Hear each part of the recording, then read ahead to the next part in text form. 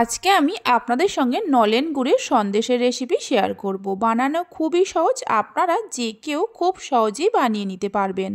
অল্প কিছু উপকরণ দিয়ে বানিয়ে নেওয়া যায়।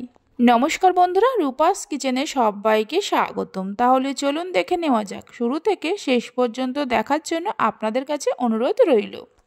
প্রথমে প্যানের মধ্যে 1 বাটি ছানা নিয়ে ছানাটাকে খুব ভালো করে মেখে নিতে হবে মিনিট 4-5 সময় ধরে। এখানে আমি 1 লিটার দুধের ভিনিগার দিয়ে ছানা কাটিয়ে নিয়ে 2-3 বার জল দিয়ে ছানাটাকে ভালো করে ধুয়ে নিয়ে ছানা থেকে জল ঝরিয়ে নিয়েছি। দেখুন ঠিক এই রকম মসৃণ করে ছানাটাকে মেখে নিতে হবে। ছানাটা মেখে নেওয়ার পর ছানার মধ্যে দিয়ে দেব 1 বাটির থেকে একটু কম নলেন গুড় বা খেজুর গুড়। ওজন হিসাবে 100 গ্রাম খেজুর গুড় আছে। দিয়ে দেব 1 বাটির থেকে একটু কম গুঁড়ো দুধ। ওজন হিসাবে 100 গ্রাম গুঁড়ো দুধ আছে। ওই বাটিরই 1 বাটির থেকে একটু কম লিকুইড দুধ দিয়ে দেব। দুধটা আগে থেকেই জাল দিয়ে রাখা ছিল। এবার সব কিছুকে মিশিয়ে নেব। এইভাবে যদি বাড়িতে নলেন গুড়ের সন্দেশ বানানো যায়, এর স্বাদ দোকানের থেকেও ভালো হয়। সব কিছুকে মিশিয়ে নেওয়ার পর প্যানটা গ্যাসের ওপর বসিয়ে দিয়ে মিডিয়াম ফ্লেমে প্রথমে মিনিট 2-3 জাল দিয়ে নেব। জাল দেওয়ার সময় ক্রমাগত নাড়তে হবে, তা না হলে তলায় লেগে যেতে পারে। 2-3 মিনিট জাল দিয়ে নেওয়ার পর দেখুন মিশ্রণটা আগের থেকে একটু ঘন হয়ে গেছে। এই সময় গ্যাসের ফ্লেমটা লো টু মিডিয়ামে করে আরও কিছুক্ষণ জাল দিয়ে ঘন করে নিতে হবে। কিছুক্ষণ জাল দিয়ে ঘন করে নেওয়ার পর আপনাদের দেখাচ্ছি।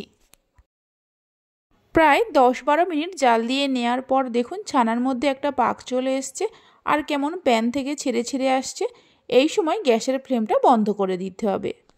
এইভাবে করে প্যানের মধ্যে ছড়িয়ে দিয়ে একটু ঠান্ডা হতে দেব।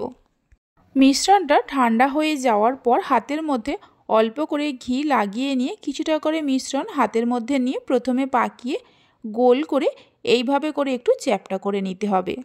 তবে পুরো ঠান্ডা না করে হালকা গরম থাকতে থাকতে সন্দেশগুলোকে তৈরি করে নিতে হবে। গোল করে চ্যাপ্টা করে নেওয়ার পর একটা চামচ দিয়ে এইভাবে করে একটু ডিজাইন করে দেব। আপনারা নিজেদের পছন্দ মতো যে কোনো ডিজাইন করতে পারেন, আবার চাইলে নাও করতে পারেন।